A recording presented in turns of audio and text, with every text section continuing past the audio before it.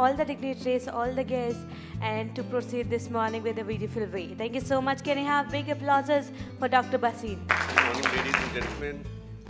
So I'll just request our dignitary come from overseas, Mr. P.S. Sandok, to kindly come and take the seat on the dais, please. Also, I request Mr. Ajay Sharma to kindly follow thereafter. I also request Mr. Suresh Manchanda, main organizer. May I request Mr. Ajay Sahai, the key man of the FIO, please.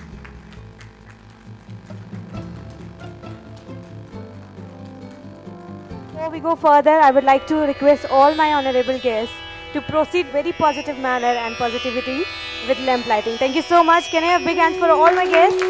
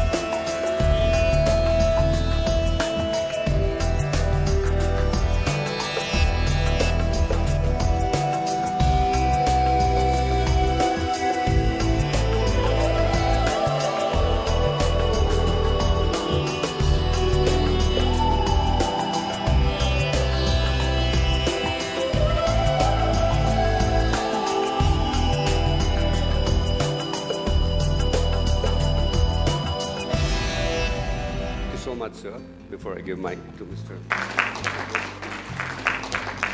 Good morning, ladies and gentlemen.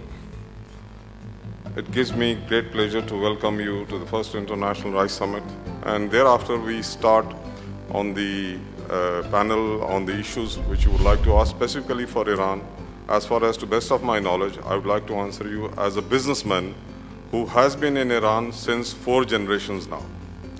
And it is unfortunate what Mr. Basin mentioned, that we do not have any presence of any Indian company in Iran with Indian brand, despite having preferential treaties between India and Iran bonded by the Iran-India Commercial and Navigation Treaty of 1954. And despite having the rupee mechanism, we do not have INR trade.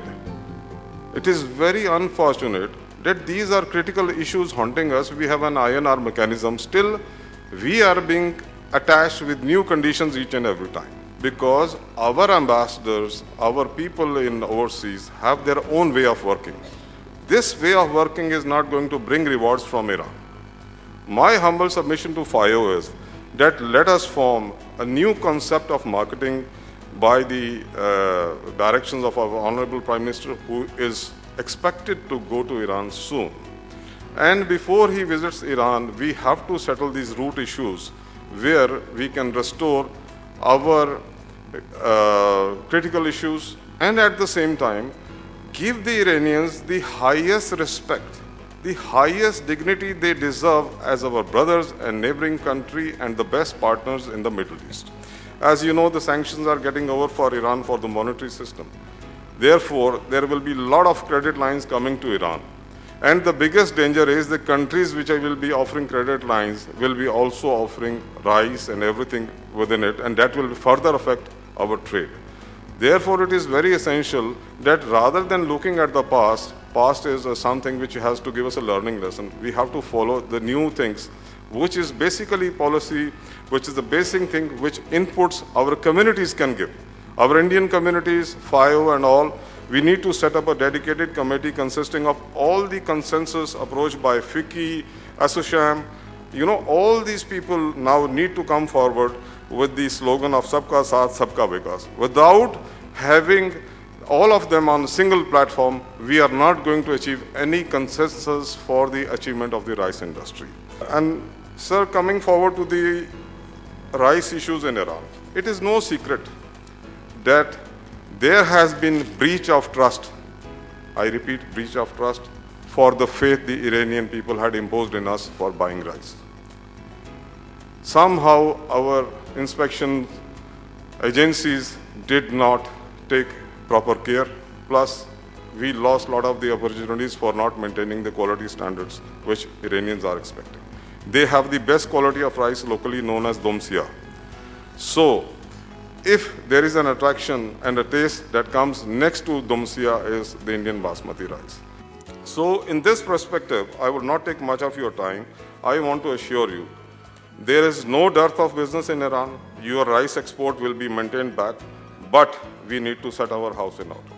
And with these words, I look forward to support you. Anybody needs any information from Iran, any help from Iran, I am at your service. And please, while making deals, secure yourself. Thank you very much, sir. May I request you, sir, to kindly say a few words.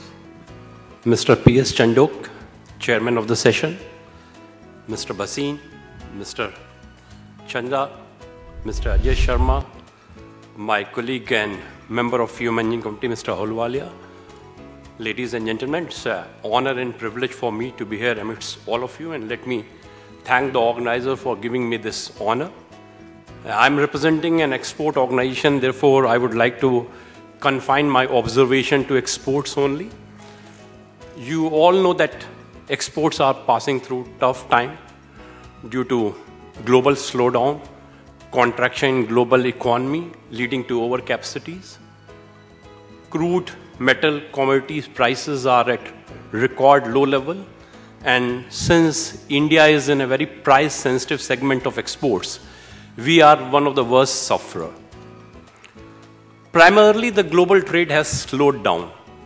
In fact, in first decade of the 21st century, the compound annual growth rate of global trade was around 7.04%, but it nosedived to 2.2% in 2012, 2.4% in 2013, 2.8% in 2014. And even in the current year, the initial forecast for the trade was around 5.1%, which was revised downwardly by WTO to 4% and then again to 3.1%. Going by the current trend, I am not very confident whether we will be even touching 3%. All along, the growth of global trade outstripped the growth in global economy. But from last few years, we are seeing that global economy is moving at a faster pace as compared to global trade. In fact, in this year also, while global trade is expected to grow by 3.1%, global economy is expected to move by 3.3%. Indian exports have shown a continuous decline for last 12 months, and in fact, this is the worst performance of India's exports. So far as the rice trade is concerned, we are seeing a decline primarily because of subdued demand and lowering of the prices also. But rice is a sector which has shown huge promises. In fact, in 2 years' time, rice exports zoomed from around $4.07 billion in 2011 to $8.17 billion in 2013.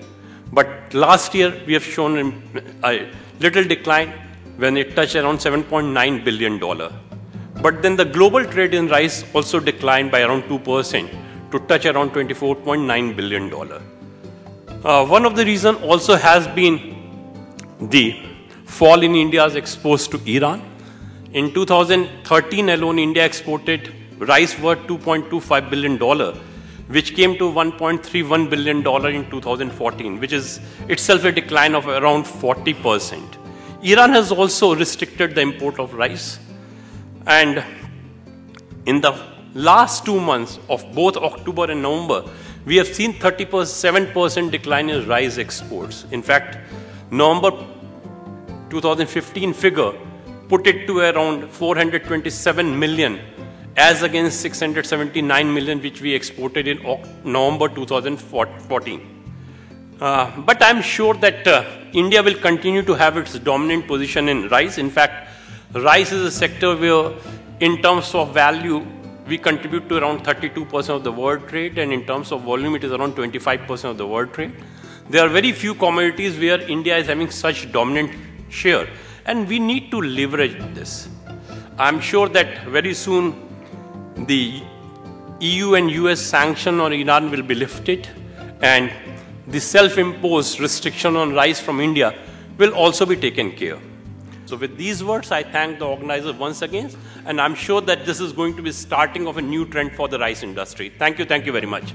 I'll just request Mr. Jafar Goli, CEO and Director International ETS Company of Iran, to kindly come onto the dais, please. Thank you so much, sir. From Punjab Millet Association to be on the dais. Mr. Ajay Sharma, will request him to give a short talk of about few minutes. Today we are introducing first rice summit.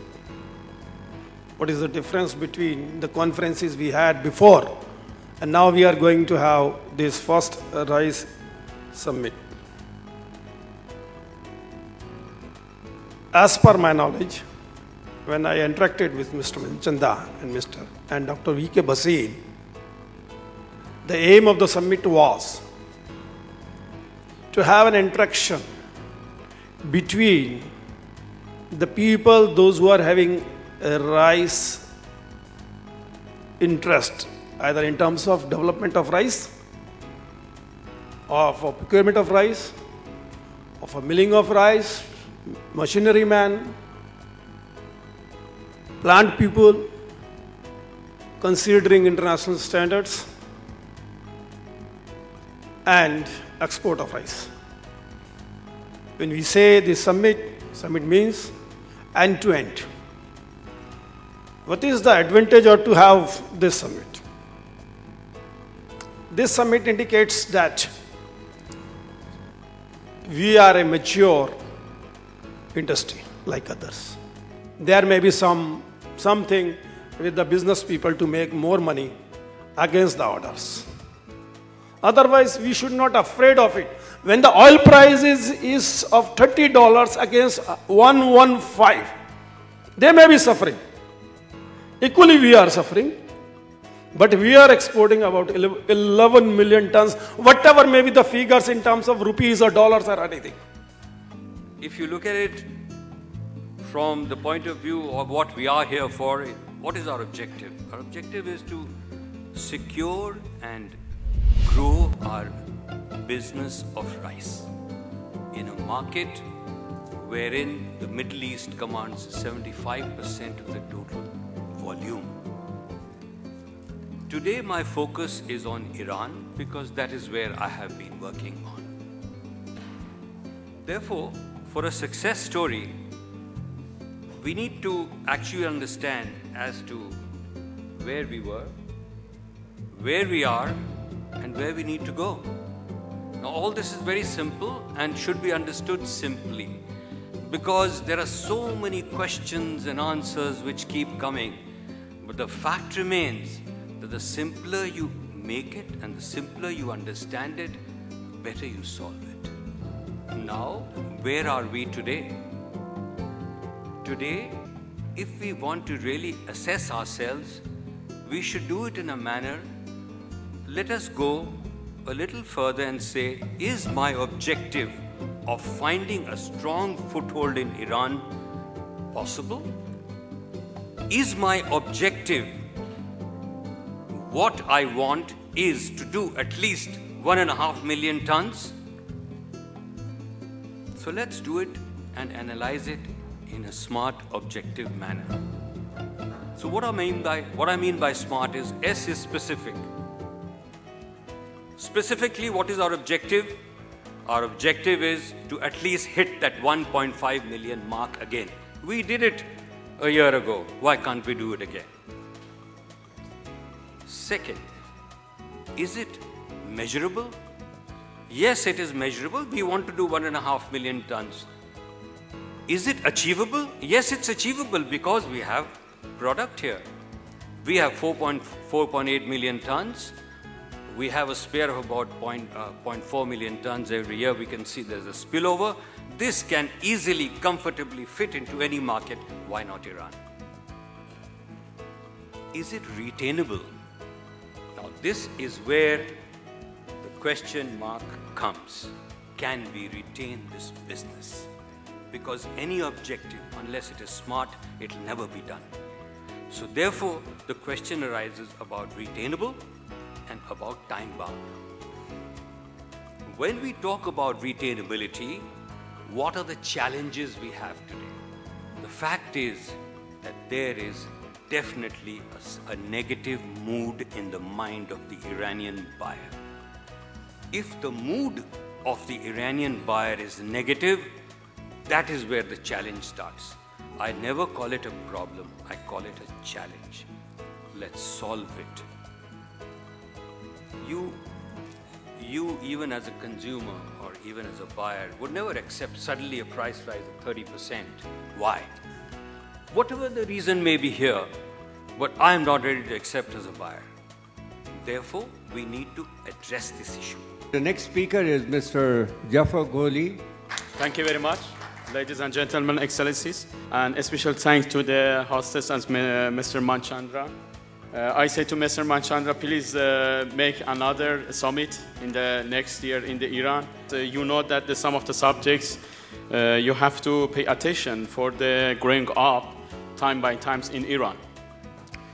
You know that somebody says about the relation between the India and another country, but I know that no anybody here cannot calculate about the historical relation between the Iran and India. I think that the relation between Iran and India is very, very well until now, and I have to say thanks for your effort more than 10 years ago for supporting us for the exporting rice to Iran. Thank you very much. We have to say some things about the quality rice, but I know that you very well, better than me, about the quality of the rice, taste of the rice. Everybody say about the Iranian rice. You know that the Iranian rice is very, very good smells and taste, but the Indian rice just in the traditional in Iranian market. We have to together search for the going ahead. Your quality the same as the Iranian rice. You know, because the Iranian people very sensitive about the smell of the rice before cooking and after cooking. There is the two kind of quality. But you know that in Iran you have two markets. One market is the governmental market, and the second market is the private market. You know, the GTC buy every year more than the 700 metric tons for the strategic stores in Iran. This is the first market for your rice. The second market is the private market that everybody say about some of the, for what reasons you cannot come to Iran with your brand. I can say do you have any brand that means that's the Persian language? I think that anybody says no. You have to register a new brand that the name same as the Persian language. You know, if you register the new brand in your country and the Iran, I can say you can grow up with your brand in Iran. Very better than the Iranian brands. For another things, we know very well the maintenance and after sales services. They mean that the industrial things. But I have to pay attention, please. The maintenance and after sales services is very, very important about the agri-foods. You sell anything about the agri-foods like rice to Iran, and after this, where is your rice? In the warehouse, in the market, in the some of the border market. You have to maintenance your product, like as the rice, from producing until the using. We know very well some of your rice stability is lower than the 2 years. This is words that you say any times. But Iranian rice stability is more than the 2 years, and after 2 years is better than cooking. You have to pay attention for the durability and stability more than the 2 years, because this is the very difficult for Iranian market. After 2 years, we have to go down every your rice in the warehouses. This is the very, very difficult. Another problems, we now together in Iran and in India, unfortunately, selling the combined Indian rice with different quality and with different percent of the good quality and the second quality. This is the very problem for the Iranian market. Mr. Sethi say some things about the Iranian people and Iranian trader. Say about there is not good quality. This happens. You know that when you combine your rice as per order about the Iranian people, you lose market share in Iran time by time. If you want selling your combined rice, there is no problem. I request from your government persuade about the combined rice and take a new quality of your combined rice. For example, the rice named A, this is the 20% PR11 and 80% 1121. The rice named B, this is the 30% and 70%. This has happened, you have to write in your package the percentage of any rice and go to the market with the clarity things. Because anybody in Iran buy from you the combined rice and selling to Iran with the pure rice. This is the very problem in Iranian market. For another problems, you know that anything about I think that recently after the negotiation about the 5+1 and Iran, any delegates from all of the world's country, Germany, Italy, Greece, and recently Thailand, come to Iran with the very huge delegates and negotiate about take some shareholders about the markets. Where are you now? I suggest you please come to Iran and enjoy from this positive situation about the trading. For another things, this is the respect from our bank, EM Bank, that help you for investing anything about the agri-food. You know, I have to say some things about the growing price after the importing your rice in the Iranian market. The cost of the money in Iran per year, the more than the 30%. For these reasons, we have to pay attention more than the 2 months for the importing rice and selling to the market. This happens that per month we have to add 2-5% added value in the market to our cost of the importing rice. And this is happen. Your rice is, I think, that expensive than the real price. I suggest you think about the investment. I think that yesterday somebody says about please cut the credit 30 days, 60 days, and 19 days for reduce the price. Yes, no problem. But you can invest in this period for the credit, because I know that in the India, the cost of the money is very, very lower than in Iran. And you can pay attention for this opportunity, help to Iranian traders that reduce your price and go ahead very well for the take some shareholders. Recently, please pay attention in the border market of the Iran, because we have the channel for the more than the 400 million people in all of our area, Afghanistan, Iraq, Turkmenistan, Azerbaijan, and anything. We have already in the border some of the markets, some of the local markets that are duty free, and for these reasons, somebody says about the selling your rice to another country in our boats.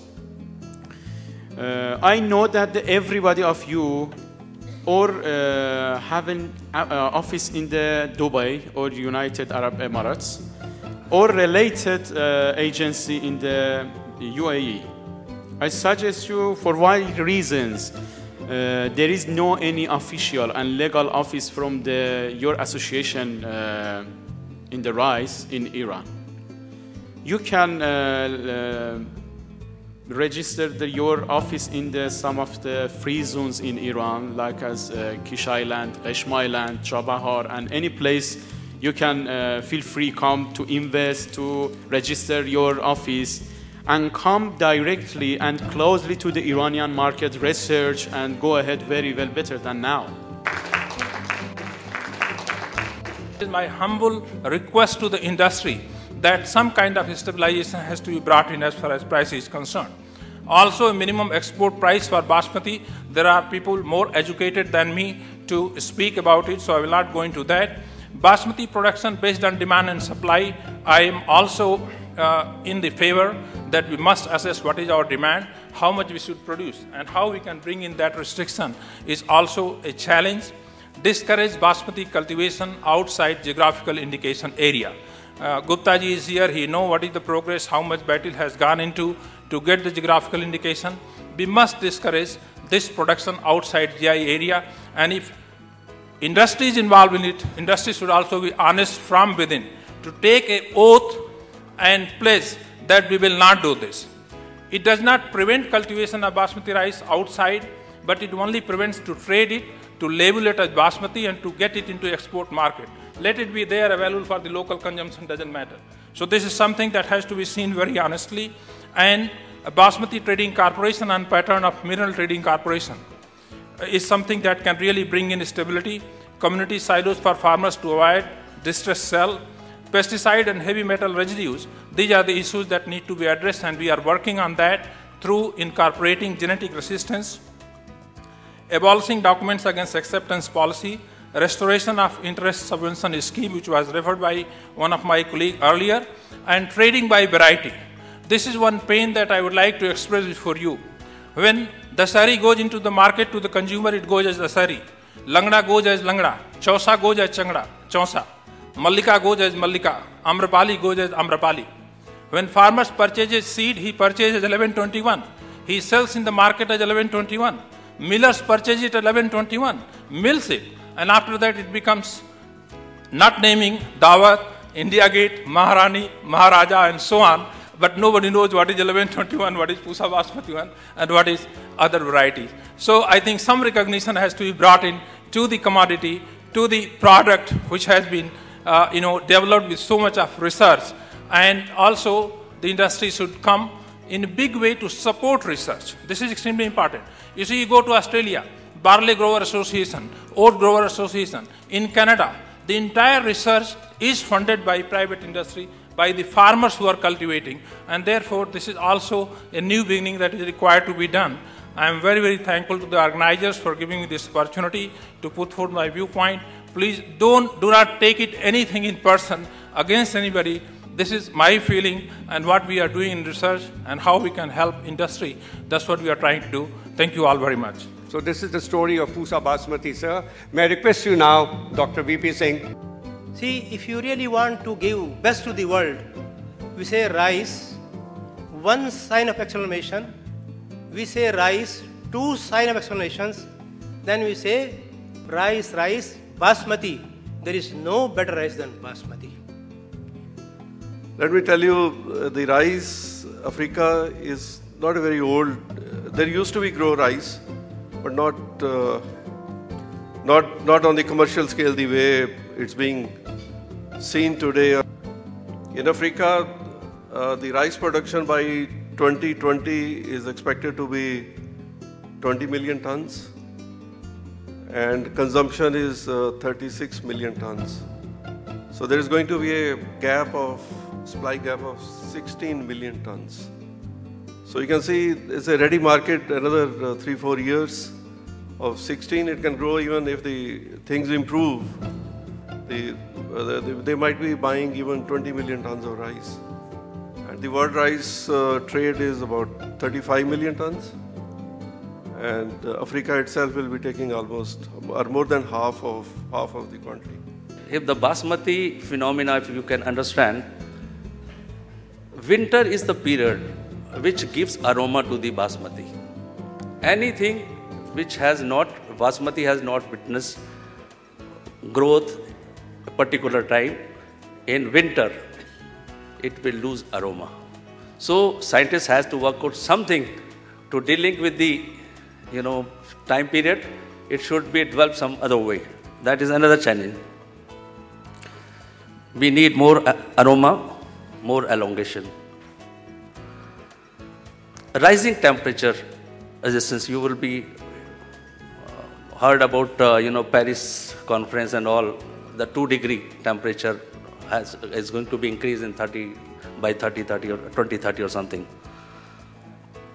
See, when the temperature goes up, the land will reduce. You cannot grow certain things in the plains. The whole agriculture is going to be pushed toward the hills. And on the hills, you have certain limitations.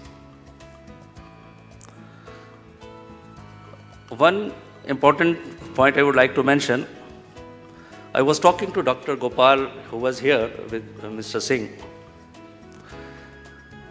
R&D in agriculture is the only area where you invest 10 rupees today and it will give you return worth 1,000 rupees in 10 years. Research. Unfortunately, in India, the research is done by the government scientists where they have the limitation. But if the private sector should try invest in the R&D, it will be a great help. The one simple example is the basmati rice. The R&D done by our scientists, Singh Saab and others, if I go back to 1950s, 60s, the per hectare yield was about 900 kilo, 800 kilo, something like. And now we are talking about 6 metric tons. This happened only because of the investment in R&D.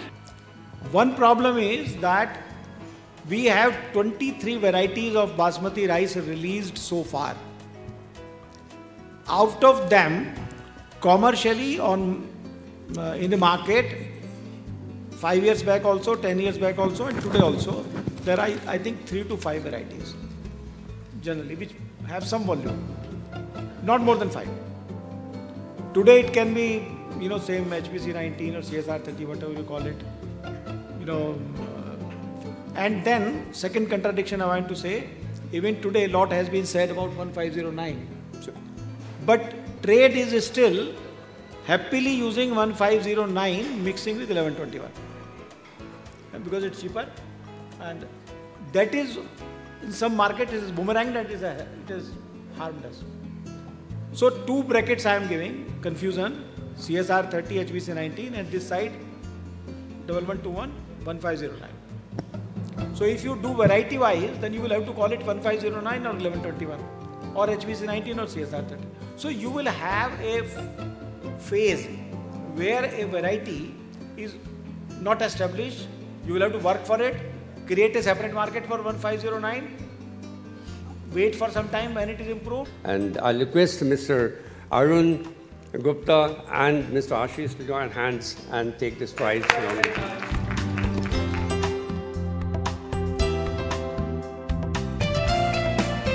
prize goes to Satnam Overseas Beef.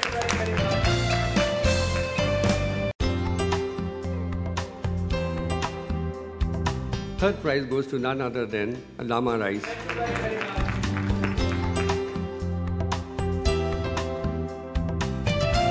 Next prize we thought is the Shankar Rice Mill.